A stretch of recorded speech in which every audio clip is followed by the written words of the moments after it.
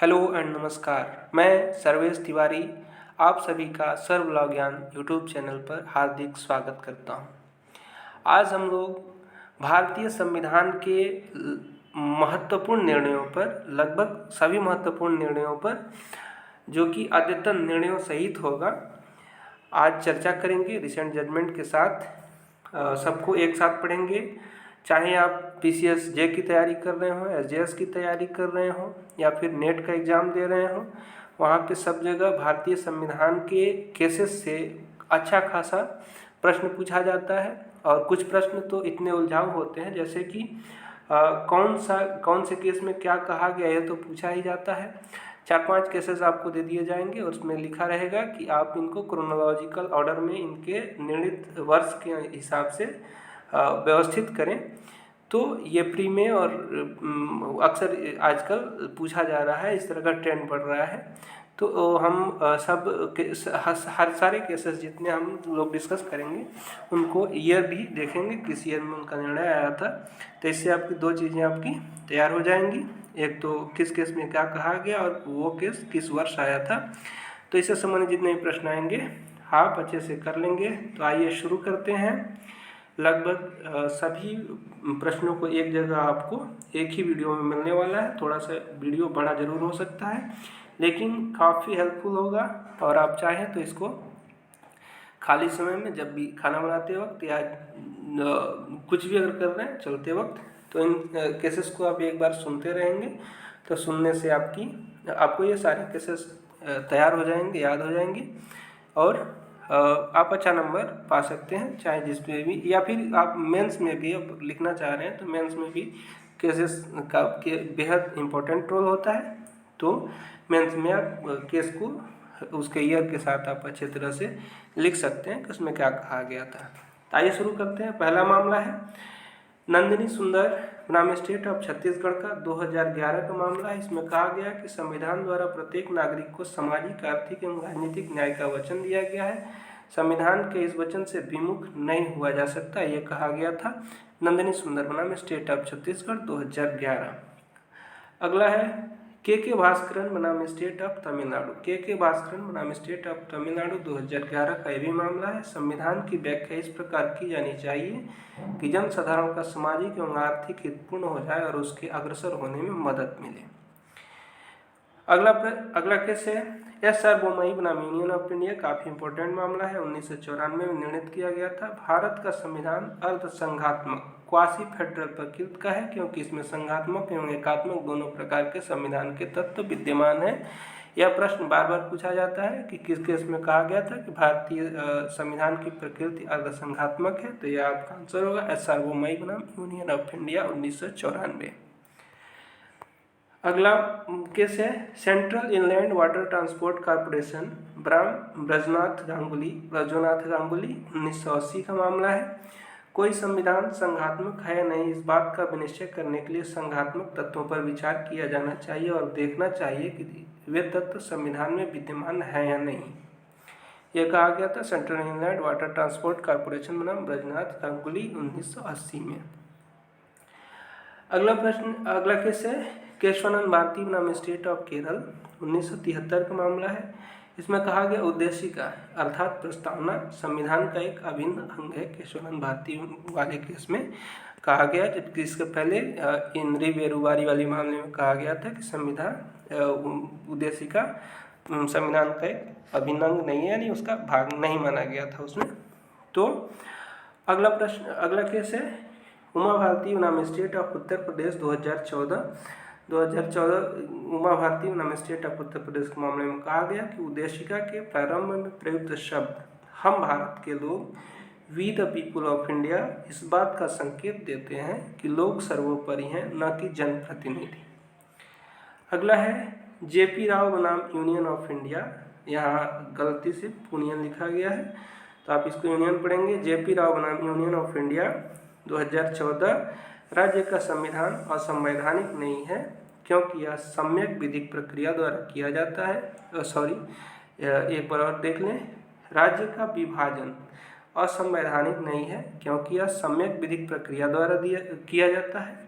विधि के अनुरूप किया जाता है तथा संविधान में इसका प्रावधान है। अगला है doctor Subramaniam government of India 2014 का ये मामला है। संसद द्वारा कभी भी राज्य का विभाजन, गठन, पुनर्गठन, एकीकरण, पुनः एकीकरण आदि किया जा सकता है। अगला है ए श्रीनाथ रेड्डी बनाम यूनियन ऑफ इंडिया 2009 नए राज्य के सृजन, किसी विद्यमान राज्य की सीमा अथवा क्षेत्र में परिवर्तन आदि करने के लिए राज्य की सहमति की आवश्यकता नहीं है। यह कहा गया ए श्रीनाथ रेड्डी बनाम union of India.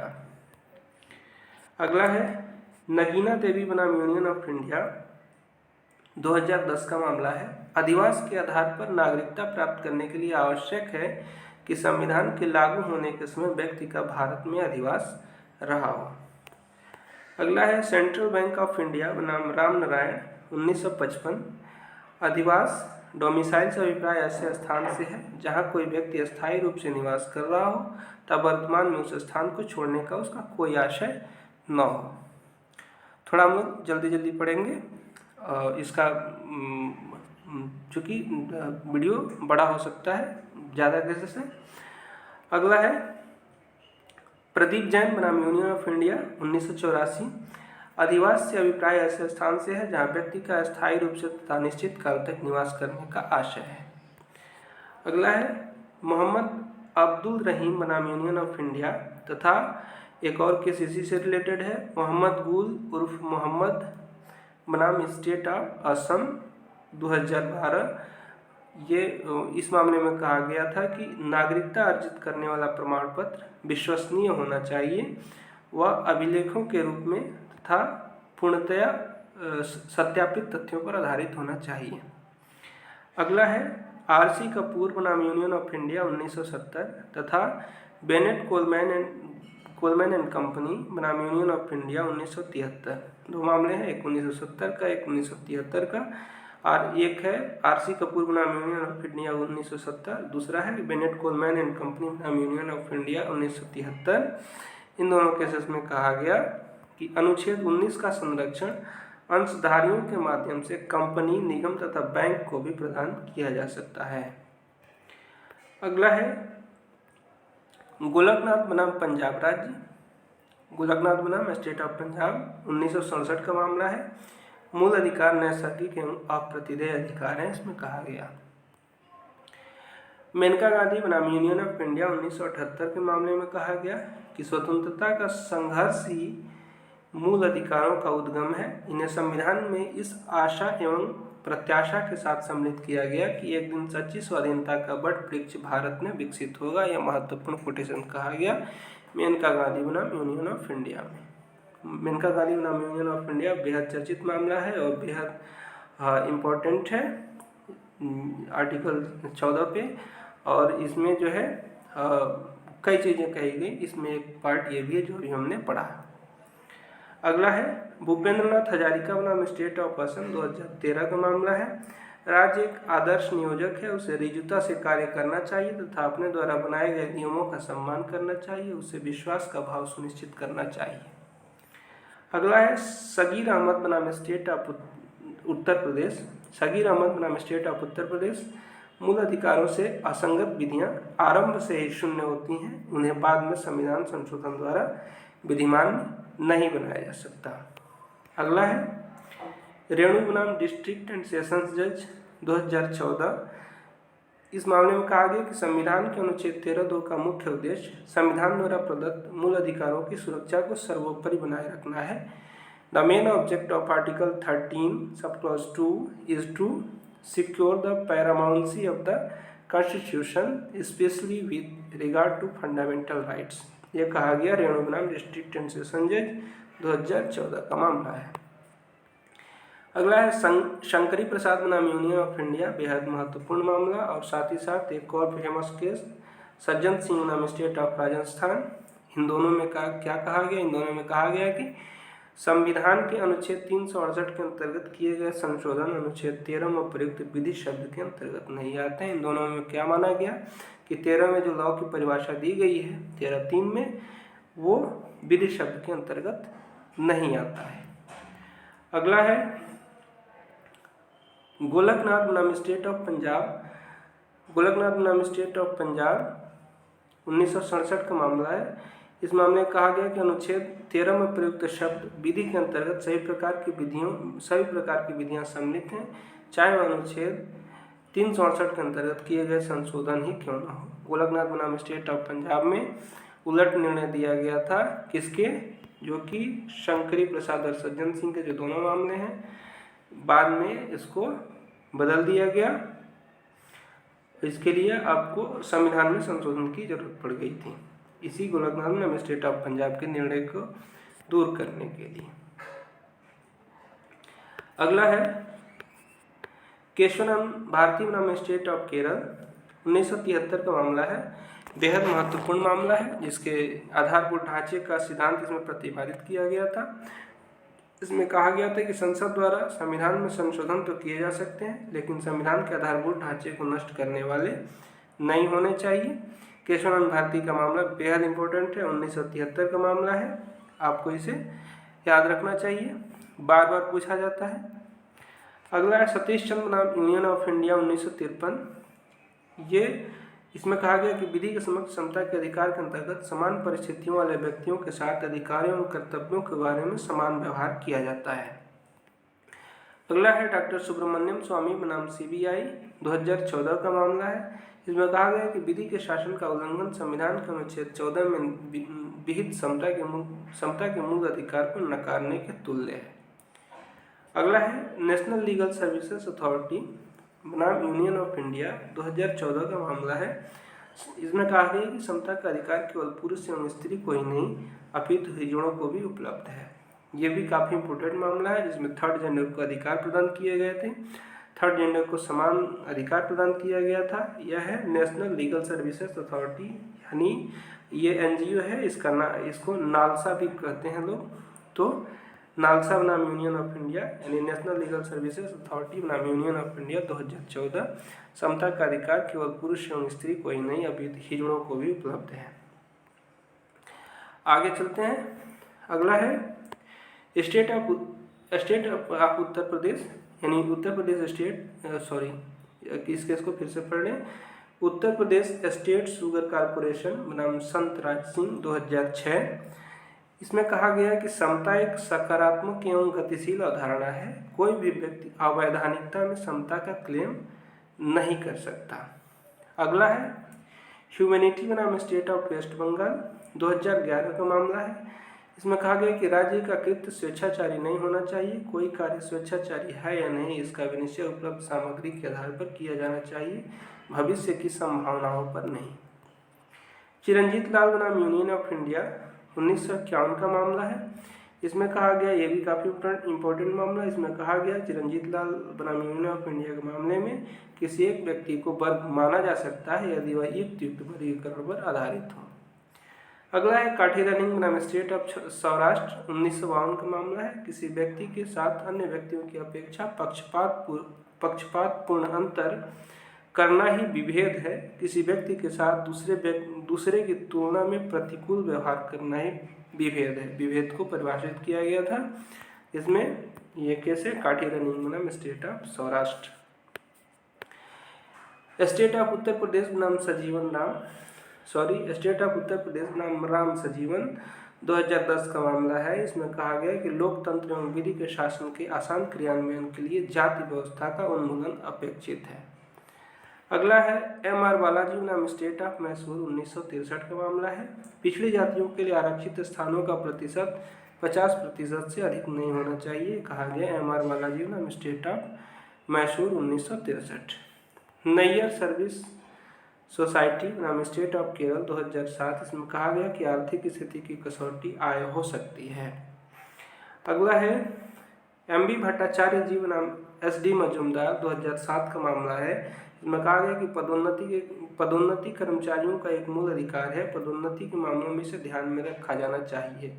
Promotion is a fundamental right to employees, this right should be considered for promotion.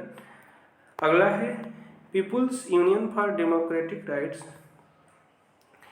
बनाम यूनियन ऑफ इंडिया 1982। कोई भी व्यक्ति किसी भी व्यक्ति के साथ अस्पृश्यता का व्यवहार नहीं कर सकेगा। यदि करता है तो वह दंडनीय अपराध होगा। यह कहा गया people's union for democratic rights बनाम यूनियन ऑफ इंडिया 1982 में। बालाजी राघवन बनाम यूनियन ऑफ इंडिया 1996 के मामले में कहा गया कि भारत रत्न, पद्म विभूषण, पद्म भूषण, पद्मश्री आदि अलंकरण अनुच्छेद 18(1) के अंतर्गत उपाधि अथवा खिताब नहीं है। स्टेट ऑफ वेस्ट बंगाल बनाम सुबोध गोपाल बोस 1954 का मामला है। इसमें कहा गया कि अनुच्छेद 19 के अंतर्गत प्रदत्त अधिकार केवल नागरिकों को ही प्राप्त हैं, अन्य व्यक्तियों को नहीं। अनुच्छेद 19 में प्रयुक्त शब्द नागरिक प्रयुक्त किया गया। अनुच्छेद 19 में शब्द नागरिक प्रयुक्त किया गया है, वहाँ व्यक्ति प्रयोग नहीं किया गया है। म्यूनिसिपल कॉर्पोरेशन बनाम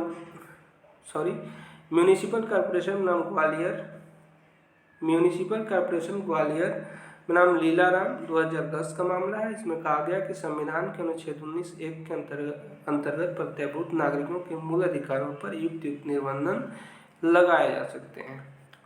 अगला मामला है registrar general high court of Meghalaya बनाम स्टेट ऑफ मेघालय 2014।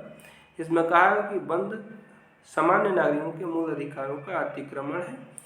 अगला है स्टेट ऑफ कर्नाटक बनाम associated management of primary and secondary schools 2014 का मामला है। इसमें कहा गया कि वाक्य एवं अभिव्यक्ति की स्वतंत्रता व्यक्तित्व विकास के लिए आवश्यक है।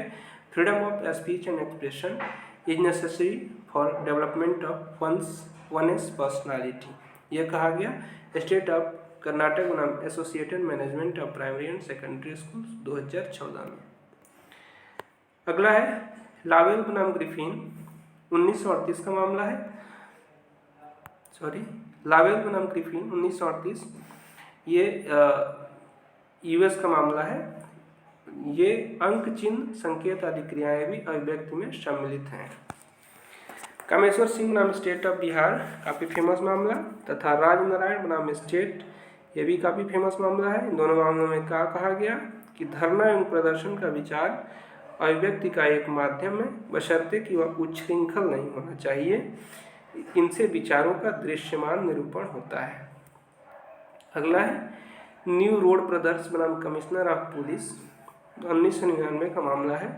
यहाँ लोक स्थानों पर लाउड स्पीकर आदि लगाकर मीटिंग करने से जनसाधारण को असुविधा होती हो, वहाँ ऐसी मीटिंग पर प्रतिबंध लगाया जा सकता है। ये कहा गया न्यू रोड ब्रदर्स बनाम कमिश्नर ऑफ पुलिस 1999 में। अगला मामला है सुभाष बेहर बनाम स्टेट ऑफ उत्तराखंड 2009 का मामला है। व्यक्ति को संघ बनाने का मूल अधिकार प्रदान किया गया है, लेकिन किसी सोसाइटी का सदस्य बनने का अधिकार इसमें सम्मिलित नहीं है। अगला है कमलाकांत अग्रवाल बनाम स्टेट ऑफ उत्तर प्रदेश 2007 का मामला है। इसमें कहा गया किसी संघ के चुनाव में भाग लेने का अधिकार संविधान के अनुच्छेद 19(1)(c) के अंतर्गत मूल अधिकार का भाग नहीं है। अगला है स्टेट ऑफ उत्तर प्रदेश बनाम कौशल्या 1964 का मामला। इसमें कहा गया किसी वेश्या के भ्रमण की स्वतंत्रता को प्रतिबंधित किया जाना संवैधानिक है। अगला है रजनीश कपूर बनाम यूनियन ऑफ इंडिया 2007। इसमें कहा गया कि हेलमेट की अनिवार्यता से भ्रमण की स्वतंत्रता का अतिक्रमण नहीं होता है, क्योंकि इसका उद्देश्य मानव जीवन की सुरक्षा है। सिखों के लिए इसकी अनिवार्यता नहीं होने का कारण उनके द्वारा सिर पर पगड़ी धारण करना, जो उनके लिए सुरक्षा कवच का काम करती है। अगला है जितेंद्र शर्मा बनाम स्टेट ऑफ राजस्थान 2009 का मामला है। इसमें कहा गया कि मदिरा व्यवसाय करना एक मूल अधिकार नहीं है। यदि निषेधित क्षेत्रों में मदिरा की दुकान लगाई जाती है तो उसे बंद करने का आदेश दिया जा सकता है। अगला है डॉक्टर हानीराज एल चुलानी बनाम बार काउंसिल ऑफ महाराष्ट्र 1996 का मामला है। इसमें कहा गया कि चिकित्सा व्यवसाय के साथ साथ अधिवक्ता के रूप में प्रैक्टिस नहीं की जा सकती। अगला है चीफ इंस्पेक्टर ऑफ माइंस बनाम केसी थापर 1961। इसमें कहा गया कोई कार्य उसे किए जाने के समय अपराध नहीं है तो भविष्य की कोई विधि उसे अपराध नहीं बना सकती। अगला है संगीताबेन महेंद्र भाई पटेल बनाम स्टेट ऑफ गुजरात 2012। इसमें कहा गया कि दोहरे खतरे से संरक्षण के सिद्धांत की प्रयोज्यता के लिए पूर्व एवं पश्चातवर्ती विचारण वाला अपराध एक ही होना आवश्यक है। अगला है state of Krishna Mohan. State बनाम कृष्ण मोहन 2008 का मामला है। इसमें कहा गया कि अभियुक्त के अंगुली चिन्ह एवं हस्तलेख लेना अनुच्छेद 20(3) का उल्लंघन नहीं है। अगला है सिद्धार्थ वशिष्ठ बनाम स्टेट 2010 का मामला है। इसमें कहा गया कि विधि द्वारा स्थापित प्रक्रिया अभिव्यक्ति में ऋजु विचारण भी सम्मिलित है। अगला है डॉक्टर एन वेंकटेश रेड्डी बनाम चीफ इंजीनियर 2004 का मामला तथा और विकेशन में शकील अब्दुल गफ्फार बनाम रघुनाथ थोगडे 2003, डॉक्टर महमूद नैयर आजम बनाम स्टेट ऑफ छत्तीसगढ़ 2012। अगला है आर चंद्रन बनाम स्टेट ऑफ तमिलनाडु 2010। इन सारे केसेस में एक बात कही गई जो कि काफ़ी इम्पोर्टेंट है, जीने के अधिकार से अभिप्राय है गरिमा युक्त जीवन जीने का अधिकार। अगला है हुसैन आरा खातून एवं अन्य बनाम home secretary state of Bihar. S Radhakrishnan बनाम एस रामा रेड्डी, ये 2008 का मामला है। स्टेट ऑफ केरल बनाम रनीफ 2011 का मामला है एवं भोलाराम बनाम स्टेट ऑफ पंजाब। इन सारे मामले में कहा गया कि त्वरित विचारण यानी स्पीडी ट्रायल व्यक्ति का मूल अधिकार है। आगे देखते हैं। अगला है वामन नारायण धिया बनाम स्टेट ऑफ राजस्थान 2013 का मामला है। इसमें कहा गया कि कारागार में बंद व्यक्ति को भी स्वास्थ्य सेवाएं प्राप्त करने का अधिकार है, उसे इस सेवा से वंचित किया जाना संविधान के अनुच्छेद 21 का अतिलंघन है। अगला मामला है अशोक कुमार टोडी बनाम कृष्वर जहां। इसमें कहा गया कि ये 2011 का मामला है। अशोक कुमार टोडी बनाम कृष्वर जहां, प्रत्येक वयस्क व्यक्ति को अपनी पसंद के अनुजाति के लड़के या लड़की से विवाह करने का मूल अधिकार है। अगला मामला है दीपिका बनाम स्टेट ऑफ उत्तर प्रदेश 2014। इसमें कहा गया कि जहां वयस्क पुरुष एवं स्त्री स्वतंत्र इच्छा से पति पत्नी के रूप में शांतिपूर्वक रह रहे हों, वहाँ उनके अभिभावक या रिश्तेदारों की शिकायत पर पुलिस अधिकारी द्वारा उनके शांतिपूर्ण जीवन में हस्तक्षेप नहीं किया जाना चाहिए। अगला है प्रभात शर्मा बनाम स्टेट ऑफ हिमाचल प्रदेश 2015 का मामला है। यदि वयस्क लड़का एवं लड़की अंतरजातीय विवाह करना चाहते हैं तो पुलिस प्रशासन का यह उत्तरदायित्व है कि ऐसे दंपति की हिंसा, धमकी एवं उत्पीड़न से सुरक्षा करें। अगला मामला है अनिल पंजाबराव नहाटे बनाम स्टेट ऑफ महाराष्ट्र 2011। ये इसमें कहा गया कि शिक्षा का अधिकार मूल अधिकार है, राज्य का यह कर्तव्य है। यही बात मोहिनी जैन बनाम कर्नाटक राज्य के मामले में भी कहा गया था। इसको पूरा एक बार पढ़ लेते हैं। अनिल पंजाब नहाटे बनाम स्टेट ऑफ महाराष्ट्र, शिक्षा का अधिकार मूल अधिकार है, राज्य का यह कर्तव्य है कि वह सभी स्थानों के बालकों के लिए शिक्षा की व्यवस्था करे, यही दायित्व अभिभावकों का भी है। अगला मामला है स्टेट ऑफ मध्य प्रदेश बनाम शोभाराम 1966 का मामला है। इसमें कहा गया कि गिरफ्तार किए गए व्यक्ति को गिरफ्तारी के कारण जानने का अधिकार है, उसका यह अधिकार जमानत पर छूटने के बाद भी बना रहता है। अगला मामला है एस वासुदेवन बनाम SD मित्तल 1962 का मामला है। इसमें कहा गया कि बेगार से अभिप्राय बिना किसी भुगतान के इच्छा के विरुद्ध काम लिया जाना है। अगला है हीरा सिंह बनाम स्टेट ऑफ राजस्थान 2007 का मामला है। इसमें कहा गया कि अतिरिक्त काम करने के लिए अतिरिक्त भुगतान से इनकार किया जाना बेगार है। अगला केस है पेरुन चिथिरानर बनाम स्टेट ऑफ तमिलनाडु 1986। इसमें कहा गया कि धर्मनिरपेक्ष राष्ट्र से अभिप्राय अधार्मिक अथवा बेधर्म राष्ट्र से नहीं है, अपितु ऐसे राष्ट्र से है जिसका कोई विनिर्दिष्ट धर्म नहीं है। अगला है डॉक्टर रमेश यशवंत प्रभु बनाम काशीनाथ कुंते 1996 का मामला है तथा मनोहर जोशी बनाम नितिन भाऊराव पाटिल 1996 का मामला है। इसमें कहा गया कि विश्व के अन्य धर्मों की तरह हिंदू धर्म किसी एक ईश्वरीय सत्ता का दावा नहीं करता, किसी एक ईश्वर या देवता की पूजा अर्चना भी नहीं करता, या हठ धर्म की वकालत भी नहीं करता, या किसी एक दार्शनिक विचारधारा में भी विश्वास नहीं करता, या किसी एक धार्मिक संस्कार का भी अनुसरण नहीं करता, या किसी भी धर्म अथवा पंथ के संकुचित परंपरागत रूप की तुष्टि भी नहीं चाहता। विस्तृत भाव में हिंदू धर्म एक जीवन शैली से अधिक कुछ भी नहीं है।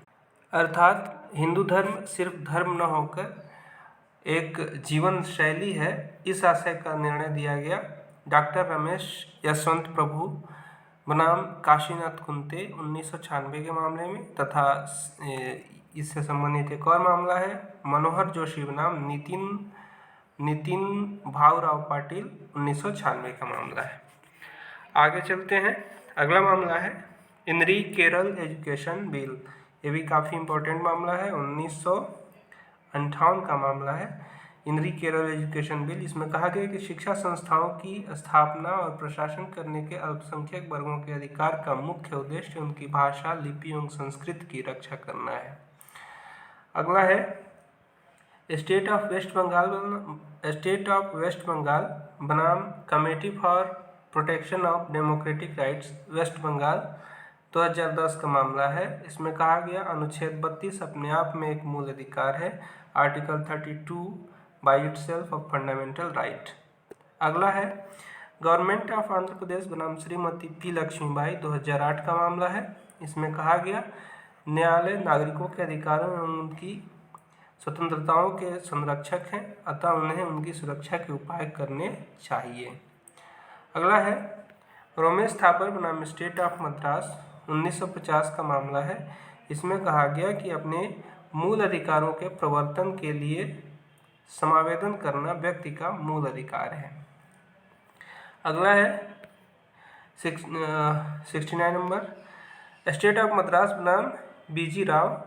ये मामला 1952 का है। इसमें कहा गया ज्यों ही किसी व्यक्ति द्वारा ऐसा कोई समावेदन किया जाता है, न्यायालय का कर्तव्य है कि वह उसे ग्रहण करे। उच्चतम न्यायालय को इस संबंध में सदैव तत्पर, सचेत एवं उत्साहित रहना चाहिए, अर्थात आर्टिकल 32 के संबंध में यह भी निर्णय है। अगला है गुरुवायूर देवासम मैनेजिंग कमेटी बनाम सीके राजन 2004 का मामला है। इसमें कहा गया है कि लोकहितवाद का मुख्य उद्देश्य समाज के कमजोर वर्ग को न्याय सुलभ कराना है या मानवाधिकारों की अवधारणा का पोषक है। अगला है अयूब खां नूर खां पठान बनाम स्टेट ऑफ महाराष्ट्र 2013 का मामला है। इसमें कहा गया लोकहितवादों का उपयोग मानव अधिकारों की सेवार्थ एवं रक्षार्थ किया जाना चाहिए, सेवा संबंधी मामलों को इसमें नहीं उठाया जाना चाहिए।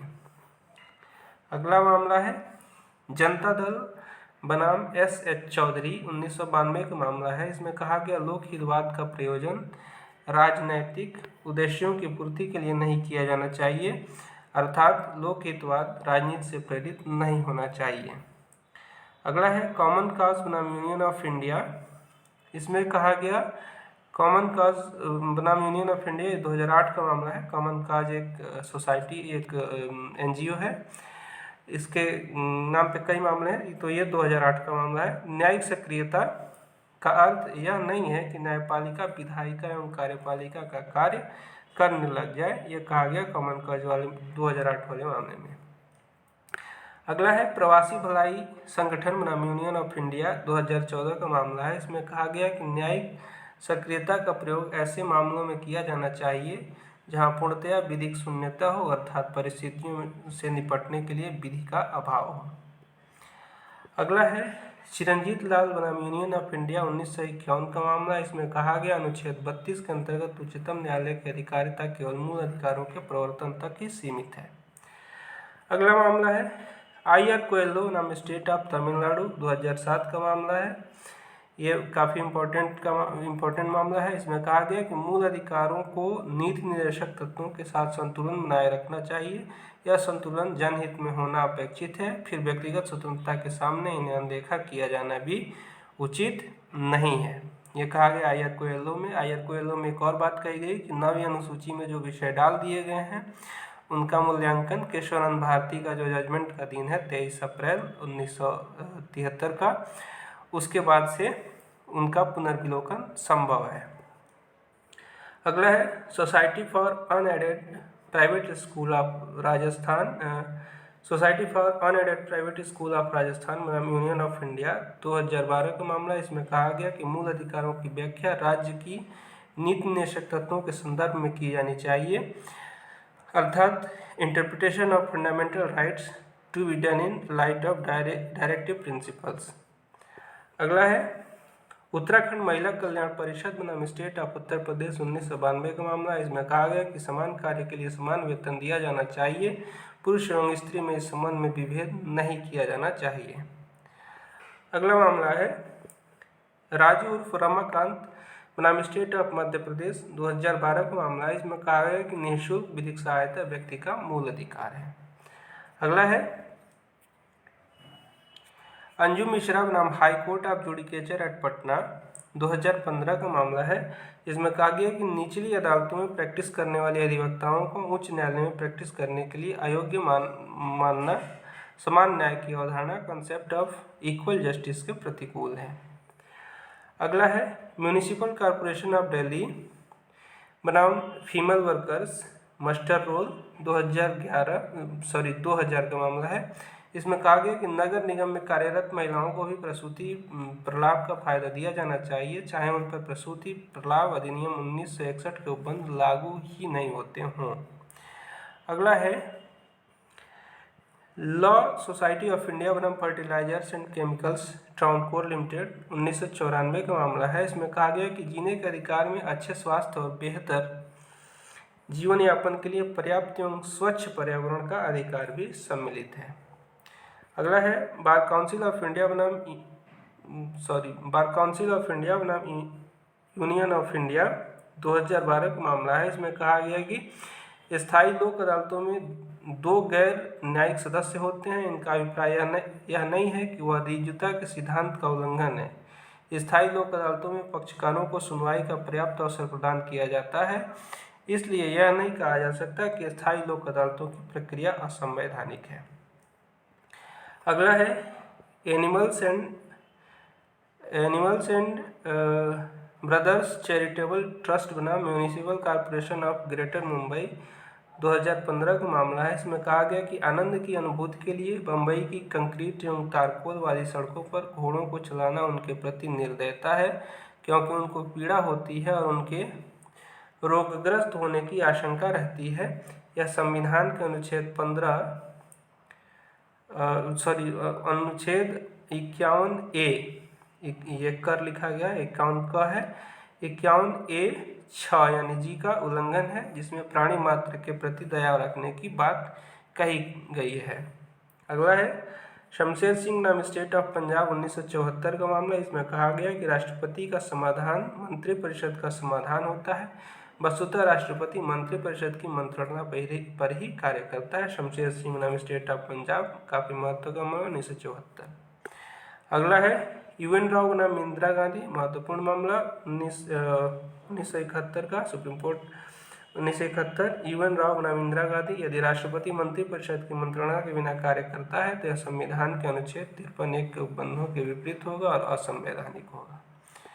अगला है इंद्री प्रेसिडेंशियल पोल 1974 का मामला है। राष्ट्रपति के निर्वाचन में राज्यों की विधानसभाओं में निर्वाचित सदस्य भाग लेते हैं। निर्वाचित सदस्यों से अभिप्राय ऐसे सदस्यों से है जो निर्वाचन के समय अस्तित्व में होते हैं।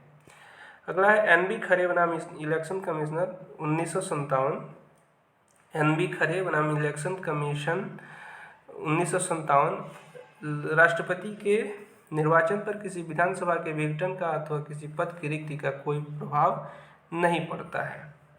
अगला है बाबूराव पटेल बनाम जाकिर हुसैन 1968 का मामला है। इसमें कहा गया कि लाभ का पद धारण करने वाला कोई व्यक्ति राष्ट्रपति पद के लिए प्रत्याशी नहीं हो सकता है। अगला मामला है PA संगमा बनाम प्रणब मुखर्जी 2013 का मामला है। इसमें कहा गया कि लाभ के पद से अभिप्राय ऐसे पद से है जिसके साथ आर्थिक लाभ जुड़े हुए हों। अगला मामला है केहर सिंह बनाम यूनियन ऑफ इंडिया 1989। इसमें कहा गया कि राष्ट्रपति की क्षमादान की शक्तियाँ संवैधानिक योजना का अंग हैं। अगला है SP आनंद बनाम HD देवगौड़ा 1997 का मामला है। इसमें कहा गया कि कोई व्यक्ति 6 माह के लिए प्रधानमंत्री बन सकता है जो संसद के किसी भी सदन का सदस्य नहीं है। ऐसे व्यक्ति के लिए 6 माह में संसद सदस्य बन जाना आवश्यक है। अगला मामला है पीवी नरसिंह राव बनाम स्टेट सीबीआई 1998 का मामला है। पीवी नरसिंह बनाम स्टेट 1998 संसद सदस्य लोक सेवक है। ये कहा गया कि संसद सदस्य लोक सेवक है पीवी नरसिंह राव बनाम स्टेट है थ्रू सीबीआई मामला है। अगला जो है common cause union of India, common cause बनाम यूनियन ऑफ इंडिया। देखिए कॉमन कॉज नाम से एक और मामला आया लेकिन ये 2002 का है। कॉमन कॉज बनाम यूनियन ऑफ इंडिया 2002। इसमें कहा गया कि अनुच्छेद 106 के अंतर्गत संसद सदस्यों की पेंशन दी जा सकती है क्योंकि इसमें पेंशन पर रोक नहीं लगाई गई है। अगला है पी नंबूदरी बनाम स्टेट ऑफ केरल 1962 का मामला है। यदि कोई विधेयक दोनों सदनों द्वारा पारित कर दिया गया है और राष्ट्रपति की अनुमति के लिए गया हुआ है तो वह लोकसभा के विघटन के कारण व्यापक नहीं होगा। राष्ट्रपति की अनुमति विघटन के बाद भी मिल सकती है। अगला है एमएसएन शर्मा बनाम श्री कृष्ण सिन्हा 1960 का मामला है। इसमें कहा गया कि कार्य संचालन में किसी प्रक्रियात्मक नियम का पालन हुआ है या नहीं यह देखने का कार्य संबंधित सदन का है। न्यायालय द्वारा ऐसे मामलों में हस्तक्षेप नहीं किया जाता। अगला मामला है एसपी गुप्ता बनाम भारत का राष्ट्रपति। काफ़ी महत्वपूर्ण मामला है। न्यायपालिका की स्वतंत्रता संविधान का आधारभूत ढांचा है। न्यायपालिका की स्वतंत्रता संविधान का आधारभूत ढांचा है। यह कहा गया एसपी गुप्ता बनाम भारत का राष्ट्रपति। यह काफ़ी महत्वपूर्ण मामला है। अगला है अश्विनी कुमार घोष बनाम अरविंद घोष 1953 एवं विश्राम सिंह रघुवंशी बनाम स्टेट ऑफ उत्तर प्रदेश 2011। साथ ही अफजल बनाम स्टेट ऑफ हरियाणा और इंद्री अजय कुमार पांडे। उसके बाद इंद्री हरिजय सिंह, इंद्री विजय कुमार, इंद्री विनय चंद्र मिश्रा, इंद्री अरुंधति राय 2002। ये सारे मामले जो हैं कंटेम्प्ट ऑफ कोर्ट से जुड़े हुए हैं। इसमें कहा गया है कि न्यायालय द्वारा अपने अवमान के लिए दोषी व्यक्ति को दंडित किया जा सकता है। अगला मामला है इलेक्शन कमिश्नर बनाम वेंकट राव 1953 का मामला है। इसमें कहा गया कि उच्च न्यायालय के किसी एक न्यायाधीश के निर्णय के विरुद्ध भी उच्चतम न्यायालय में अपील की जा सकती है। इसमें न्यायाधीशों की संख्या का कोई महत्व नहीं है। अगला है यूनियन ऑफ इंडिया बनाम गोपाल चंद्र 1978 का मामला है तथा बीईजी फिशरमैन कोऑपरेटिव सोसाइटी बनाम सिपाही सिंह 1977 का मामला है। इसमें कहा गया कि उच्च न्यायालय के निर्णय के विरुद्ध ऐसा प्रत्येक व्यक्ति अपील कर सकता है जो मामले में पक्षकार रहा है या निर्णय से व्यथित है। गोपाल सिंह बनाम स्टेट कैडर अगला मामला है गोपाल सिंह बनाम state cadre forest officers association 2007। इस मामले में कहा गया कि उच्चतम न्यायालय में पहली बार कोई नया विभाग प्ली नहीं किया जा सकता यदि वह विचारण न्यायालय या उच्च न्यायालय में नहीं किया गया है। अगला मामला है स्टेट ऑफ राजस्थान बनाम अब्दुल जब्बार 2011 का मामला है। इसमें कहा गया कि सारभूत साक्ष्य की अपेक्षा कर पारित किया गया निर्णय विपर्यस्त परवर्ष होता है। अगला मामला है जलपत राय बनाम स्टेट ऑफ हरियाणा 2011। इस मामले में कहा गया कि विशेष इजाज़त की याचिका को संक्षिप्तता खारिज किए जाने का अभिप्राय उच्च न्यायालय के निर्णय की गुणावगुण पर पुष्टि नहीं है। अगला है शंभुदास बनाम स्टेट ऑफ असम 2010 का मामला है। इसमें कहा गया कि अपील की विशेष इजाज़त देना उच्चतम न्यायालय का विवेकाधिकार है। अगला है रामदेव चौहान उर्फ राजनाथ चौहान बनाम बेनीकांत दास। रामदेव चौहान उर्फ राजनाथ चौहान बनाम बेनीकांत दास 2011 का मामला है। इसमें कहा गया कि दांडिक निर्णयों का पुनरावलोकन केवल अभिलेख पर प्रकट त्रुटि के आधार पर ही किया जा सकता है। अगला मामला है Sahara India Real Estate Corporation Limited बनाम Securities and Exchange Board of India 2012। इसमें कहा गया कि उच्चतम न्यायालय द्वारा घोषित विधि से अभिप्राय है संविधि अथवा संविधान की व्यवस्था करते समय निर्मित विधि। यह न्यायिक प्रक्रिया का अंग है। अगला मामला है सिदप्पा बनाम स्टेट ऑफ कर्नाटक 2014 तथा Bihar state government secondary school teachers association बनाम बिहार एजुकेशन सर्विस एसोसिएशन 2013। इसमें कहा गया कि उच्चतम न्यायालय द्वारा घोषित विधि उच्च न्यायालयों के लिए आबद्धकर है, उन्हें उसका अनुसरण करना चाहिए। अगला है रोशन शर्मा बनाम अरुण शर्मा 2015 का मामला है। इसमें कहा गया कि समन्वयी बेंचों को पूर्व आदेशों का सम्मान करना चाहिए। अगला है वीरेंद्र सिंह यादव बनाम राजकुमारी यादव 2006। इसमें कहा गया है कि उच्च न्यायालय के निर्णय अधीनस्थ न्यायालयों पर आबद्धकर होते हैं, न्यायिक अधिकारियों को इनका अनुसरण कर न्यायिक गरिमा का परिचय देना चाहिए। अगला है Nadia district primary school council बनाम सृष्टिधर विश्वास 2007 का मामला है। इसमें कहा गया कि कोई भी निर्णय पूर्व निर्णय तभी बन सकता है जब उसमें विधि का प्रश्न भी निर्धारित किया गया हो। अगला मामला है new India insurance company limited बनाम यदु संभाजी मोरे 2011 का मामला। इसमें कहा गया नए तथ्यों के अभाव में पूर्व दृष्टांत दावा न्यायाधिकरणों पर आबद्धकर होते हैं। अगला है इनरी प्रेसिडेंशियल रेफरेंस 2002-2003 का मामला है। इसमें कहा गया उच्चतम न्यायालय राष्ट्रपति को ऐसे किसी प्रश्न पर राय देने के लिए आबद्ध है जो सार्वजनिक महत्व का हो तथा जिस पर उच्चतम न्यायालय का कोई निर्णय न हो। अगला है association of unified tele services provider बनाम यूनियन ऑफ इंडिया 2014 का मामला है। इसमें कहा गया भारत का नियंत्रक एवं महालेखा परीक्षक संवैधानिक शक्तियों का प्रयोग एवं कर्तव्यों का निर्वहन करता है। संसद द्वारा इन शक्तियों एवं कर्तव्यों को छीना नहीं जा सकता क्योंकि यह संविधान का मूल ढांचा है। अगला मामला है मनेंद्र नाथ राय बनाम वीरेंद्र भाटिया 2004। इसमें कहा गया कि महाधिवक्ता की नियुक्ति के लिए राज्यपाल का मुख्य न्यायाधीश से परामर्श किया जाना आवश्यक नहीं है, यह पूर्ण रूप से राज्यपाल की विवेकाधीन शक्ति के अंतर्गत है। अगला है एमटी खान बनाम स्टेट ऑफ आंध्र प्रदेश 2004 का मामला। इसमें कहा गया राज्यपाल द्वारा एक राज्य में केवल एक महाधिवक्ता की नियुक्ति ही की जा सकती है, एक से अधिक नहीं।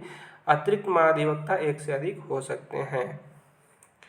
अगला है स्टेट ऑफ गुजरात बनाम जस्टिस आर.ए. मेहता। इस मामले में कहा गया ये 2013 का मामला है। राज्यपाल अपनी शक्तियों का प्रयोग मंत्रिपरिषद की सलाह एवं सहायता से ही करता है। अपने विवेक से शक्तियों का प्रयोग केवल तभी किया जा सकता है जब यह पदाविहीन व्यक्ति के तौर पर अथवा संविधि के अंतर्गत कार्य कर रहा हो।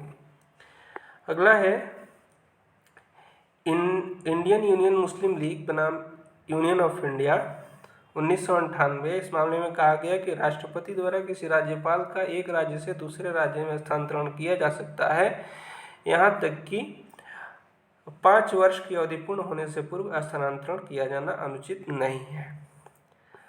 अगला है हरगोविंद बनाम रघुकुल 1979 का मामला है। इसमें कहा गया राज्य लोक सेवा आयोग के किसी सदस्य को राज्यपाल नियुक्त किया जा सकता है क्योंकि अनुच्छेद 319D का प्रतिषेध उस पर लागू नहीं होता है। अगला है रामेश्वर प्रसाद बनाम यूनियन ऑफ इंडिया 2006 का मामला है। इसमें कहा गया कि राज्यपाल की नियुक्ति करते समय निम्नलिखित बातों को ध्यान में रखा जाना चाहिए। वे कौन कौन सी बातें हैं? तो यह है यह जीवन के किसी क्षेत्र में प्रतिष्ठा प्राप्त व्यक्ति होना चाहिए, संबंधित राज्य से बाहर का होना चाहिए, यदि राज्य की स्थानीय राजनीति से परे निष्पक्ष व्यक्ति होना चाहिए, निष्पक्ष पढ़िएगा इसको, व्यक्ति होना चाहिए तथा राजनीति में सक्रिय भाग लेने वाला व्यक्ति नहीं होना चाहिए। यह काफ़ी इम्पोर्टेंट मामला है। राज्यपाल की योग्यता से संबंधित इसमें बात किया गया था। इसमें यह कौन सा केस है? रामेश्वर प्रसाद बनाम यूनियन ऑफ इंडिया 2006 का मामला है। अगला है के.एम. नानावटी बनाम state of Mumbai state of Bombay, उसमें बॉम्बे था, 1961 का मामला है। के.एम. नानावती बेहद प्रसिद्ध मामला है, इस पर एक मूवी भी बन चुकी है रुस्तम, आप लोग देखे भी होंगे। तो के.एम. नानावती बनाम स्टेट ऑफ मुंबई 1961, यह उच्चतम न्यायालय में किसी दोष सिद्धि के विरुद्ध अपील विचाराधीन है। यदि उच्चतम न्यायालय में किसी दोष सिद्धि के विरुद्ध अपील विचाराधीन है तो राज्यपाल द्वारा अपनी क्षमादान की शक्ति का प्रयोग नहीं किया जा सकता। अगला मामला है नारायण दत्त बनाम स्टेट ऑफ पंजाब 2011 का मामला है। इसमें कहा गया कि क्षमादान की शक्ति राज्य की कार्यपालिका शक्ति है। अपनी इन शक्तियों के प्रयोग में राज्यपाल द्वारा किसी अभियुक्त की निर्दोष अथवा दोषी नहीं ठहराया जा सकता, यह न्यायालय का कार्य है। अगला है आर कृष्णैया बनाम स्टेट ऑफ आंध्र प्रदेश 2005 का मामला है। इसमें कहा गया कि जब विधानसभा सत्र में न हो तब राज्यपाल द्वारा कभी भी अध्यादेश जारी करने की अपनी शक्तियों का प्रयोग किया जा सकता है। अगला मामला है स्टेट ऑफ झारखंड बनाम अशोक कुमार डांगी 2011 का मामला है। इसमें कहा गया कि नीति निर्धारण करना राज्य का कार्य है, न्यायालय द्वारा उसमें हस्तक्षेप नहीं किया जा सकता। अगला है एस धर्मलिंगम बनाम गवर्नर ऑफ तमिलनाडु 1989 का मामला है। इसमें कहा गया कि मुख्यमंत्री की नियुक्ति राज्यपाल की विवेकाधीन शक्ति के अंतर्गत है, इसे रीट अधिकारिता में चुनौती नहीं दी जा सकती। अगला है एस आर चौधरी बनाम स्टेट ऑफ पंजाब 2001 का मामला है। एस आर चौधरी बनाम स्टेट ऑफ पंजाब, इसमें कहा गया कोई भी व्यक्ति जो राज्य के विधानमंडल का सदस्य नहीं है वह 6 माह तक मंत्री पद पर रह सकता है। 6 माह के बाद वह विधानमंडल की सदस्यता के बिना मंत्री पद पर नहीं रह सकता। काफ़ी महत्वपूर्ण मामला है एस आर चौधरी बनाम स्टेट ऑफ पंजाब का। अगला है मधु पेरुमल बनाम स्पीकर केरल विधानसभा 2007 का मामला है। इसमें कहा गया कि विधानसभा के सदस्य द्वारा शपथ ईश्वर के बजाय अल्लाह के नाम पर ली जा सकती है। शब्द ईश्वर एक सापेक्ष अभिव्यक्ति है। मुसलमान जो अल्लाह में विश्वास रखते हैं अल्लाह के नाम पर शपथ ले सकते हैं। अगला है के सुकुमारन बनाम यूनियन ऑफ इंडिया 1986 का मामला है। इसमें कहा गया कि शपथ भंग निरर्हता की परिधि में नहीं आता है। सदस्यता के लिए निरर्हता वे ही मानी जाएंगी जो संविधान अथवा संसद द्वारा निर्मित विधि में उपबंधित है। उच्च न्यायालय अपनी ओर से कोई निरर्हता नहीं जोड़ सकता। उमाशंकर सिंह बनाम प्रिंसिपल सेक्रेटरी 2015, इस मामले में कहा गया कि सदस्यों की निरर्हताओं का विनिश्चय, ये निरर्हता है यानी अयोग्यता, सदस्यों की अयोग्यता का विनिश्चय राज्यपाल द्वारा किया जाता है और उसका विनिश्चय अंतिम होता है, न्यायालय द्वारा उसमें हस्तक्षेप नहीं किया जा सकता। अगला है जस्टिस रिपु सुदन दयाल बनाम स्टेट ऑफ मध्य प्रदेश 2014 का मामला है। इसमें कहा गया कि विशेषाधिकारों की अपनी एक सीमा है, वे उस सीमा तक उपलब्ध रहते हैं यहाँ तक वे सदन की कार्यवाही में भाग लेने के लिए आवश्यक हों। इन विशेषाधिकारों के अंतर्गत आपराधिक अभियोजन से मुक्ति नहीं मिल सकती। मोहम्मद सईद सिद्दीकी बनाम स्टेट ऑफ उत्तर प्रदेश 2014 के मामले में कहा गया किसी विधेयक के धन विधेयक होने के बारे में आपत्ति केवल सदन के सदस्य द्वारा तब की जा सकती है जब विधेयक सदन में लंबित हो तथा यह अधिनियम नहीं बन गया हो। अगला है स्टेट ऑफ गुजरात बनाम जस्टिस आर ए मेहता 2013 का मामला है। इसमें कहा गया कि न्यायिक गरिमा बनाए रखने के लिए न्यायाधीशों को संयम एवं शालीनता के साथ कार्य करना चाहिए, उसे अव्यवहारिक भाषा एवं अपमानजनक टिप्पणियों से बचना चाहिए। अगला है कृषि उपज मंडी समिति चित्तौड़गढ़ बनाम महावीर ऑयल मिल्स चित्तौड़गढ़ 1998 का मामला। इसमें कहा गया कि उच्च न्यायालय द्वारा अपनी रीट अधिकारिता का प्रयोग सांविधिक नियमों के विरुद्ध नहीं किया जा सकता। अगला है डिवाइन रिट्रीट सेंटर बनाम स्टेट ऑफ केरल 2008 का मामला है। इसमें कहा गया कि लोकहितवाद में व्यक्ति का नाम प्रकट होना चाहिए, गुमनाम पत्रों को लोकहितवाद नहीं माना जा सकता। अगला है तुकाराम कान्हा जोशी बनाम MIDC 2013 का मामला है। इसमें कहा गया कि विलंब एवं लापरवाही अनुच्छेद 226 के अंतर्गत अनुतोष प्रदान करने में बाधा नहीं बन सकती, यह विवेकाधीन शक्तियों का प्रयोग किए जाने से इनकारी का एक आधार हो सकता है। अगला है दरियाव बनाम स्टेट ऑफ उत्तर प्रदेश 1961 का मामला है, काफ़ी इंपॉर्टेंट मामला है। प्रांग न्याय का सिद्धांत अनुच्छेद 32 एवं अनुच्छेद 226 के अंतर्गत संशोधित की जाने वाली रीट याचिकाओं पर भी लागू होता है। इसमें कहा गया कि प्रांग न्याय अर्थात रेस जुडिकेटा अनुच्छेद 32 और 226 के अंतर्गत दायर की जाने वाली रीट याचिकाओं पर भी लागू होता है। दरियाव बनाम स्टेट ऑफ यूपी 1961। अगला है मेसर्स हिंदुस्तान टाइम्स लिमिटेड बनाम यूनियन ऑफ इंडिया 1998। इस मामले में कहा गया कि उच्च न्यायालय द्वारा प्रारंभिक स्तर पर ही किसी रीट अधिकारिता को खारिज किया जाता है तो ऐसा आदेश स्पष्ट एवं कारण सहित होना चाहिए ताकि यह नहीं लगे कि न्यायालय द्वारा मनमाना आदेश पारित किया गया है। अगला है मनु भाई रतिलाल पटेल टी उषाबेन बनाम स्टेट ऑफ गुजरात 2013। इस मामले में कहा गया कि बंदी प्रत्यक्षीकरण रीट याचिका बंदी प्रत्यक्षीकरण हेवियस कॉर्पस रीट याचिका न्यायिक प्रक्रिया के माध्यम से वैयक्तिक स्वतंत्रता के संरक्षण को प्रदान करने वाला शस्त्र है। अगला है सुनील बत्रा बनाम दिल्ली प्रशासन, काफ़ी महत्वपूर्ण मामला 1980 का है। बंदी प्रत्यक्षीकरण रीट के लिए निरुद्ध व्यक्ति के मित्र, नातेदार अथवा हितैषी व्यक्ति द्वारा आवेदन किया जा सकता है। अगला है मोहम्मद इरफान बनाम स्टेट ऑफ उत्तर प्रदेश 2015 का मामला। इसमें कहा गया किसी अवयस्क की अभिरक्षा का आदेश देते समय ऐसे अवयस्क के हितों एवं कल्याण को सर्वोपरि महत्व दिया जाना चाहिए। अगला है भुवन लाल साहू बनाम लीलाधर प्रसाद चंद्राकर 2012 का मामला। इस मामले में कहा गया कि परमादेश रीट जारी किए जाने के लिए आवेदक का कोई विधिक अधिकार होना आवश्यक है। अगला है जतीन्द्र नाथ दास बनाम स्टेट ऑफ वेस्ट बंगाल 2011। इसमें कहा गया जहां वैकल्पिक उपचार उपलब्ध हो यहां परमादेश रीट जारी नहीं किया जा सकता।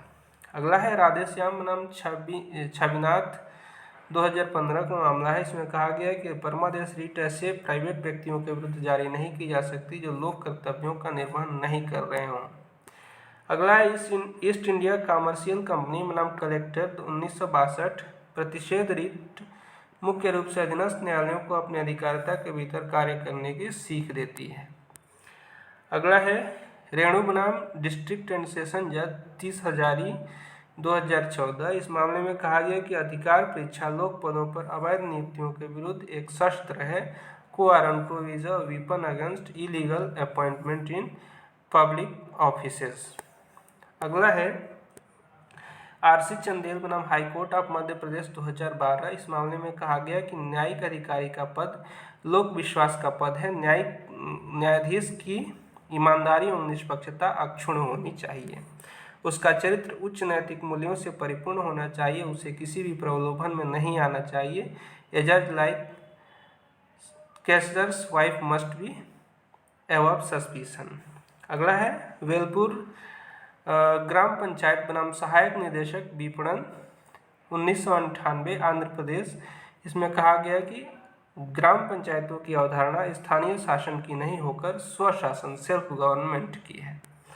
अगला है भानुमति बनाम स्टेट ऑफ उत्तर प्रदेश 2010। इस मामले में कहा गया कि पंचायती राज संस्थाओं को संवैधानिक स्वरूप प्रदान करने का मुख्य उद्देश्य है सामाजिक ढांचे में परिवर्तन लाना, पंचायती राज संस्थाओं को संवैधानिक स्वरूप प्रदान करना तथा राजनीति में उन्हें तीसरी सरकार के रूप में मान्यता प्रदान करना। अगला है श्रीमती मंजू बनाम स्टेट ऑफ हिमाचल प्रदेश 2007। आरक्षण का लाभ सवर्ण जाति की ऐसी महिला नहीं उठा सकती जिसने किसी अनुसूचित जाति अथवा जनजाति के पुरुष के साथ विवाह कर लिया हो।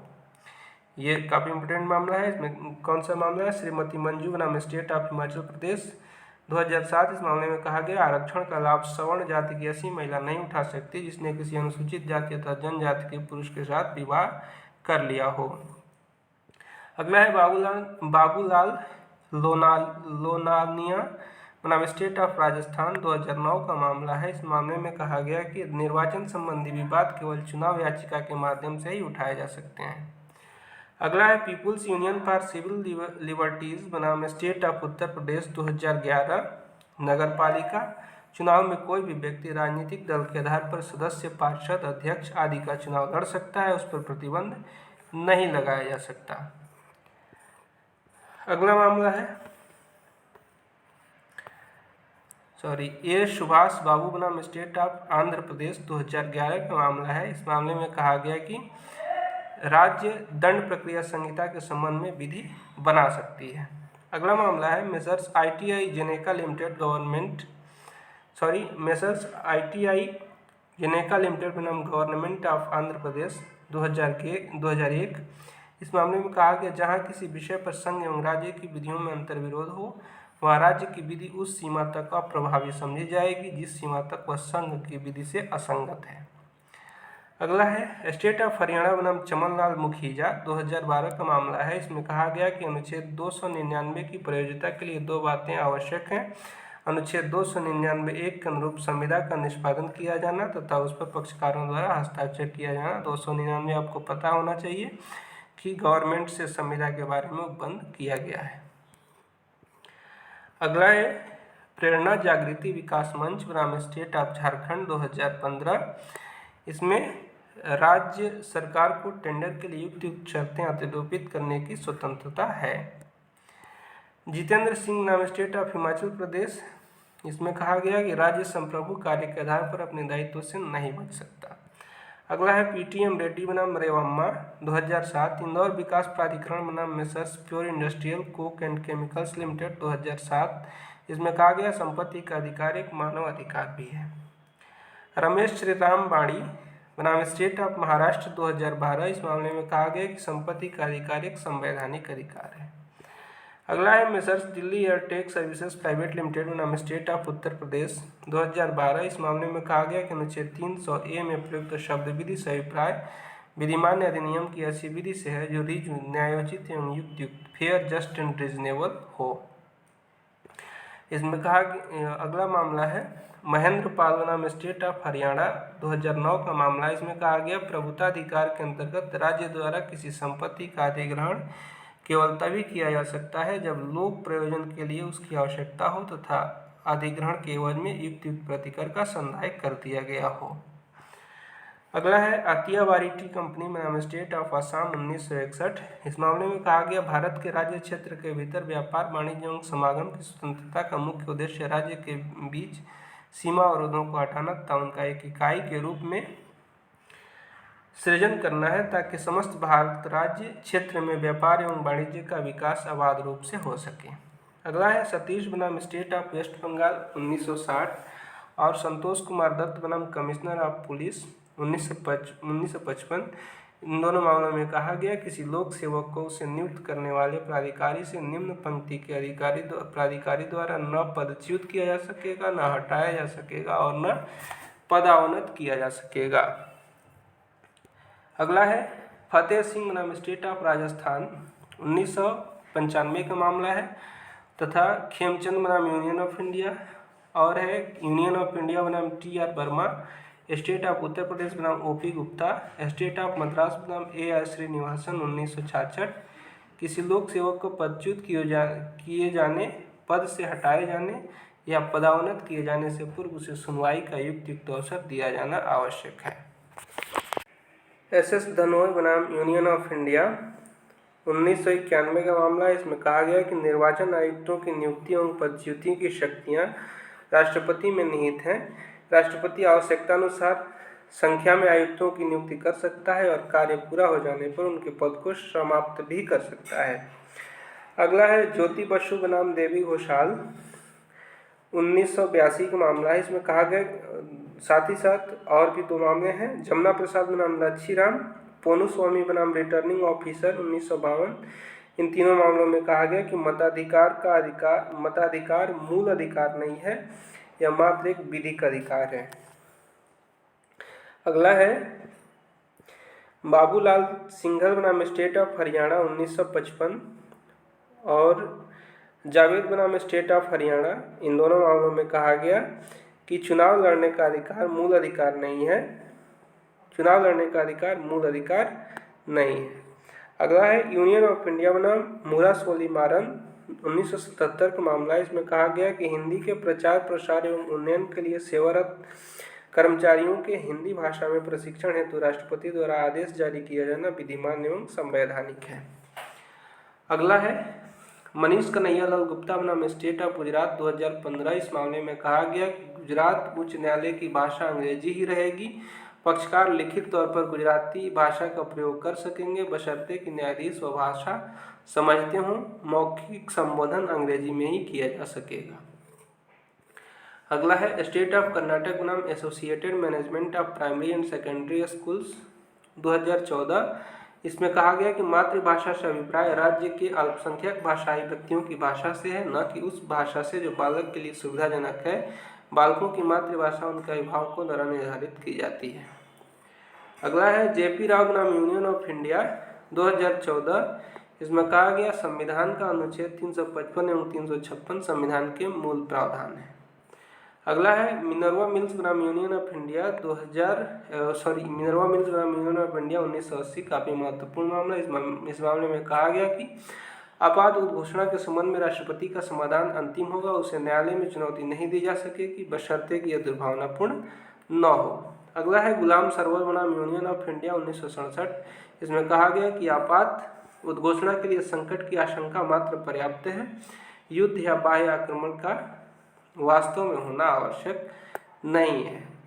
शंकरी प्रसाद बनाम यूनियन ऑफ इंडिया 1951 तथा सज्जन सिंह बनाम स्टेट ऑफ राजस्थान, इन दोनों मामलों में कहा गया कि संविधान के अनुच्छेद 368 के अंतर्गत किए जाने वाले संशोधन अनुच्छेद 13 में प्रयुक्त विधि की परिभाषा में नहीं आते हैं। इसमें केवल वे विधियां सम्मिलित हैं जो विधायिका द्वारा अपनी विधायी शक्तियों के अंतर्गत पारित की जाती हैं। अगला है गोलकनाथ बनाम स्टेट ऑफ पंजाब 1967। इस मामले में कहा गया कि संविधान के अनुच्छेद 368 के अंतर्गत किए जाने वाले संशोधन 13 में प्रयुक्त विधि के अंतर्गत आते हैं, विधि शब्द के अंतर्गत आते हैं। संसद मूल अधिकारों को कम करने वाला संशोधन नहीं कर सकती। अगला है केशवानंद भारती बनाम स्टेट ऑफ केरल 1973। इस मामले में कहा गया कि संसद द्वारा संविधान में ऐसा कोई संशोधन नहीं किया जा सकता जिससे उसका आधारभूत ढांचा नष्ट हो जाए। अगला है आई.आर. कोएल्हो बनाम स्टेट ऑफ तमिलनाडु 2007 का मामला। इसमें कहा गया कि संसद मूल अधिकारों में संशोधन तो कर सकती है लेकिन आधारभूत ढांचे के अध्ययन रहते हुए। अगला है आसिफ पाशा बनाम मैसूर सिटी कॉरपोरेशन 2016। इस मामले में कहा गया कि नागरिकों को कारोबार करने का मूल अधिकार है, उस पर सुसंगत विधि अथवा विनियमों द्वारा निर्बंधन लगाए जा सकते हैं। अगला है डायरेक्टर जनरल आरपीएफ नई दिल्ली बनाम श्रीमती सारा 2016 का मामला है। इस मामले में कहा गया आरपीएफ द्वारा फायरिंग में किसी व्यक्ति की मृत्यु हो जाने पर उसके वारिस प्रतिकर पाने के हकदार हैं। अगला है एस भास्कर मथुराम बनाम स्टेट ऑफ तमिलनाडु 2016।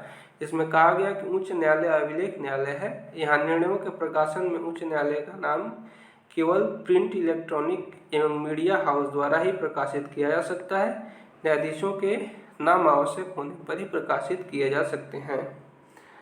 अगला है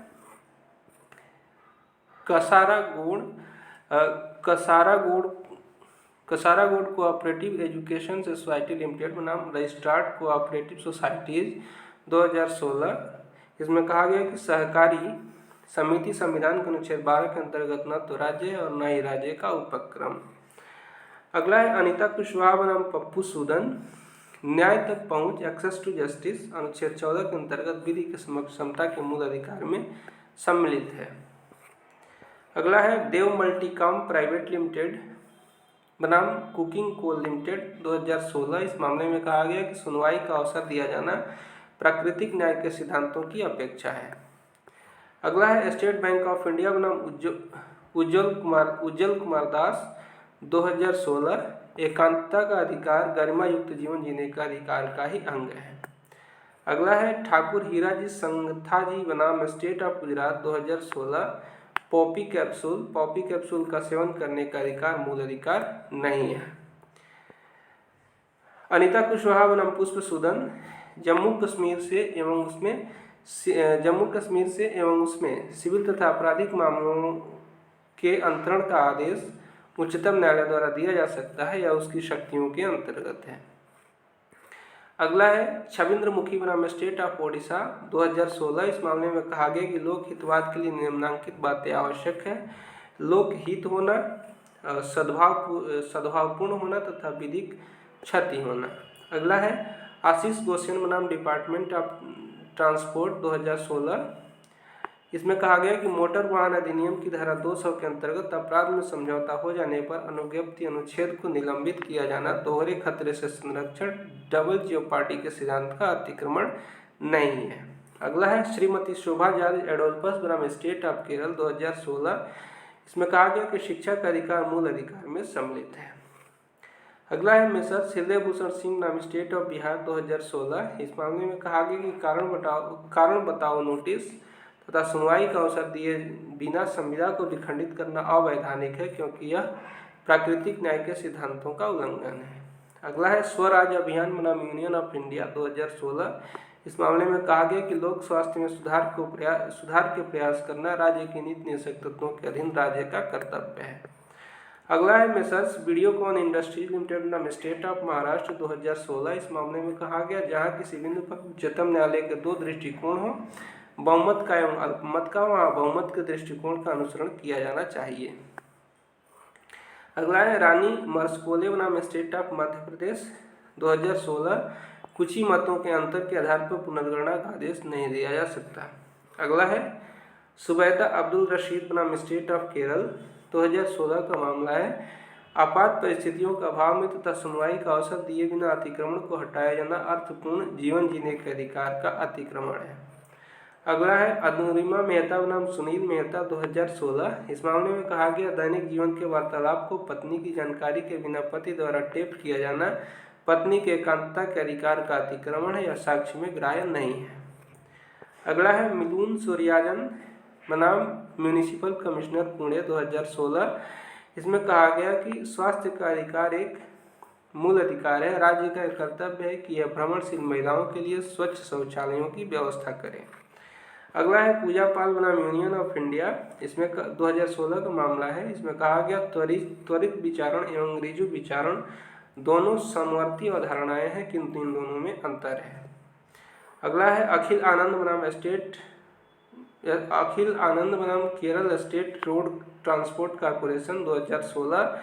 इस मामले में कहा गया किसी मामले का निर्णयाधार रेशियो डेसिडेंडी आबदकारी बल रखता है। अगला है सैयद वासिफ हुसैन रिजवी बनाम हसन रजा खां 2016। इस मामले में कहा गया रीट याचिका पावर ऑफ अटर्नी द्वारा दायर की जा सकती है। री in human conditions in 382 prisons 2016 का मामला है। इसमें कहा गया कैदी भी मानवीय प्राणी है, उन्हें भी सम्मानजनक जीवन जीने का अधिकार है। अगला है निशा कंवर बनाम स्टेट ऑफ हिमाचल प्रदेश 2016। निःशुल्क एवं अनिवार्य शिक्षा के अधिकार में अपनी पसंद के विद्यालय में प्रवेश पाने का अधिकार सम्मिलित नहीं है। अगला है डॉक्टर राम शरण लाल त्रिपाठी बनाम स्टेट ऑफ छत्तीसगढ़ 2016।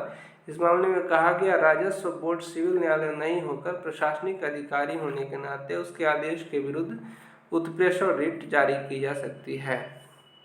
अगला है स्टेट ऑफ तमिलनाडु बनाम के बालू 2017। इस मामले में कहा गया राष्ट्रीय एवं राज्य मार्गों पर शराब की दुकानें लगाने की अनुज्ञा नहीं दी जा सकती। अगला है सेक्रेटरी महात्मा गांधी मिशन बनाम भारतीय कामगार सेना 2017 का मामला। इसमें कहा गया कि गैर सहायता प्राप्त महाविद्यालय के अशैक्षणिक कर्मचारी 5वें वेतन द्वारा अनुशंसित वेतन श्रृंखला पाने के हकदार हैं।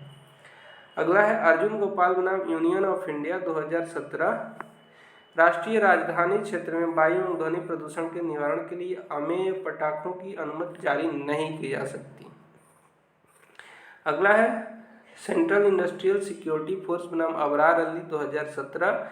इस मामले में कहा गया कि रीट अधिकारिता में उच्च न्यायालय द्वारा साक्ष्य का पुनर्मूल्यांकन नहीं किया जा सकता है। इलाहाबाद बैंक बनाम कृष्ण नारायण तिवारी 2017। अनुशासनात्मक कार्यवाही में साक्ष्य प्रस्तुत करने की अनुमति नहीं दिया जाना प्राकृतिक न्याय के सिद्धांतों की अवहेलना है। अगला है पीताम्बर साहू बनाम अंगुल सुकिंदा रेलवे लिमिटेड 2017। इसमें कहा गया कि प्राकृतिक न्याय का यह सुस्थापित सिद्धांत है कि किसी समव्यवहार के हितबद्ध व्यक्ति को सुनवाई का अवसर दिए बिना कोई आदेश पारित नहीं किया जाना चाहिए। अगला है फैंटोम फिल्म्स प्राइवेट लिमिटेड बनाम central board of film certification Mumbai 2017।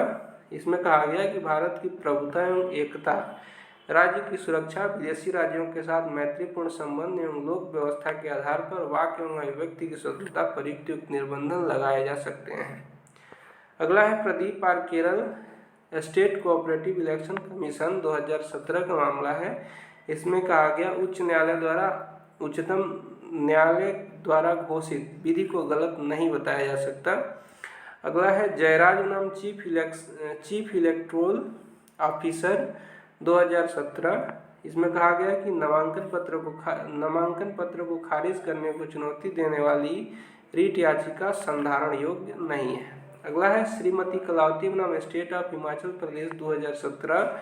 इस मामले में कहा गया कि संपत्ति धारण करने का अधिकार एक संवैधानिक एवं मानव अधिकार है।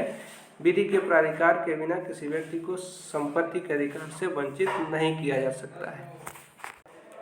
ये अगला मामला जनहित अभियान बनाम भारत संघ, ये 2019 का मामला है और बेहद इम्पोर्टेंट मामला है जो कि ईडब्ल्यूएस आरक्षण से संबंधित है। अभी हाल में निर्णित हुआ था। इसमें ईडब्ल्यूएस आरक्षण 103वां संविधान संशोधन, ईडब्ल्यूएस आरक्षण को जो है विधिमान्य घोषित किया गया था। साथ ही साथ 103वें संविधान संशोधन को विधिमान्य घोषित किया गया था और 103वें संविधान के द्वारा जोड़े गए अनुच्छेद 15(6) और 16(6) को वैध बताया गया था और साथ ही साथ 50% आरक्षण की सीमा का उल्लंघन संविधान के बुनियादी ढांचे का उल्लंघन नहीं है, यह कहा गया था। यानी 50% आरक्षण की सीमा का उल्लंघन किया जा सकता है, यह बताया गया था। इसमें कहा गया कि आगे देख लेते हैं थोड़ा सा विस्तार से। सुप्रीम कोर्ट ने सामान्य वर्ग के आर्थिक रूप से कमजोर लोगों ईडब्ल्यूएस को 10% आरक्षण को सही ठहराया। कोर्ट की 5 जजों की बेंच ने 10% ईडब्ल्यूएस कोटा को 3-1 से सही ठहराया। इसमें देखते हैं जस्टिस माहेश्वरी, जस्टिस बेला एम त्रिवेदी और जस्टिस जेबी पारदीवाला ने सामान्य वर्ग के आर्थिक रूप से कमजोर वर्गों को 10% आरक्षण के पक्ष में फैसला सुनाया। यानी ये 3 लोग, जस्टिस दिनेश माहेश्वरी, जस्टिस बेला एम त्रिवेदी, जस्टिस जेबी पारदीवाला, तीनों लोग इसमें बहुमत के 5 जजों की जो बेंच थी उसमें बहुमत में शामिल थे। बहुमत की संख्या बल में ये लोग शामिल थे। वहीं सीजेआई यू ललित और जस्टिस एस रविंद्र भट्ट ने असहमत जताई थी। ये 2 लोग उसमें विपक्ष में थे। जो 2 लोग ये विपक्ष में थे। बाकी जो है आगे पढ़ते हैं। जस्टिस दिनेश माहेश्वरी, जस्टिस बेला एम त्रिवेदी और जस्टिस जेबी पारदीवाला के बहुमत के अनुसार आर्थिक मानदंडों के आधार पर आरक्षण संविधान की मूल संरचना का उल्लंघन नहीं करता है। यह भी माना है कि ईडब्ल्यूएस आरक्षण 50% आरक्षण की सीमा का उल्लंघन संविधान के बुनियादी ढांचे का उल्लंघन नहीं करता है। जस्टिस माहेश्वरी के बहुमत के फैसले ने कहा, आरक्षण राज्य द्वारा सकारात्मक कार्रवाई का एक साधन है ताकि सभी समावेशी दृष्टिकोण सुनिश्चित किए जा सकें। यह न केवल सामाजिक और शैक्षिक रूप से पिछड़े वर्गों को शामिल करने के लिए एक साधन है। ईडब्ल्यूएस के लिए आरक्षण 50% की उच्चतम सीमा के कारण बुनियादी ढांचे का उल्लंघन नहीं करता है। इतनी बातें कही गई थी। ये केस का नाम आप लोग याद रखिएगा, रिसेंट जजमेंट है, बार बार पूछ सकता है। केस का नाम क्या है? जनहित अभियान बनाम भारत संघ। आगे देख लेते हैं। एक और बेहद महत्वपूर्ण मामला है, संवैधानिक पीठ के द्वारा दिया गया, जो है मेसर्स त्रिमूर्ति फ्रेग्रेंस प्राइवेट लिमिटेड, दिल्ली की एनसीटी सरकार और अन्य 2022 का मामला है। इसमें कहा गया कि सुप्रीम कोर्ट की एक संविधान पीठ ने फैसला सुनाया कि मेजॉरिटी में जजों की संख्या के बावजूद बड़ी बेंच का फैसला मान्य होगा। उदाहरण के लिए 7 जजों की खंडपीठ का 4-3 बहुमत के साथ दिया गया निर्णय सर्वसम्मत से 5 जजों की पीठ पर प्रबल होगा। एक बार थोड़ा समझ लेते हैं।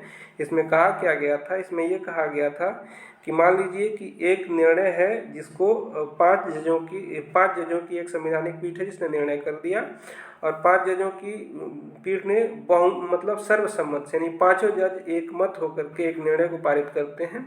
बाद में एक दूसरी बेंच गठित होती है जिसमें 7 जज हैं और उनका बहुमत 4-3 में बंट जाता है। बहुमत इन 5 जजों ने जो निर्णय दिया था उसके पक्ष में ही रहता है, लेकिन उनका बहुमत 4-3 से बंट जाता है, यानी इनका समर्थन 4 ही लोग करते हैं और 3 लोग विपक्ष में चले जाते हैं।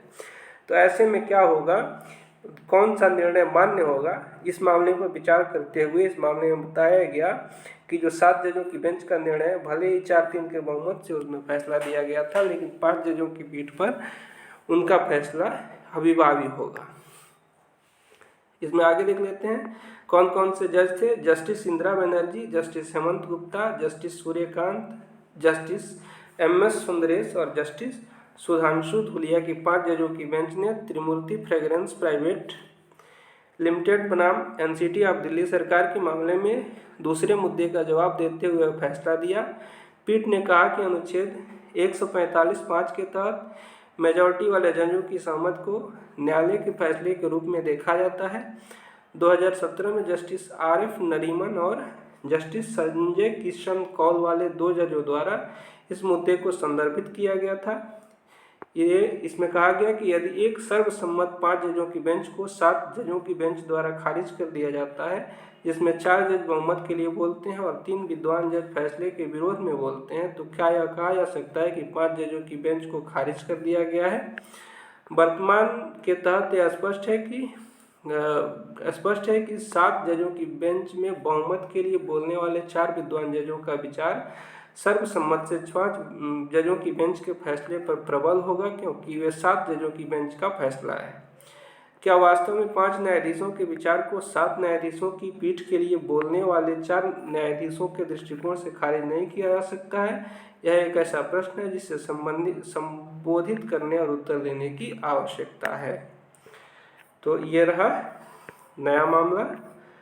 मेसर्स त्रिमूर्ति फ्रेग्रेंस प्राइवेट लिमिटेड बनाम दिल्ली की NCT सरकार और अन्य भी जितने संवैधानिक पीठ के जो भी मामले आते हैं, रिसेंट जितने भी लैंडमार्क जजमेंट आएंगे जो आपके लिए महत्व का हो सकते हैं, हमारे लिए परीक्षाओं में उपयोगी हो सकते हैं, उनको लेकर के हम आते रहेंगे। अगर वीडियो हेल्पफुल लगा हो, आपको इससे मदद मिली हो, तो इसको लाइक कीजिए, अपने दोस्तों में शेयर कीजिए और सर्व लॉ ज्ञान चैनल को सब्सक्राइब कीजिए। आप सभी का बहुत बहुत आभार, बहुत बहुत धन्यवाद। आपका दिन शुभ हो।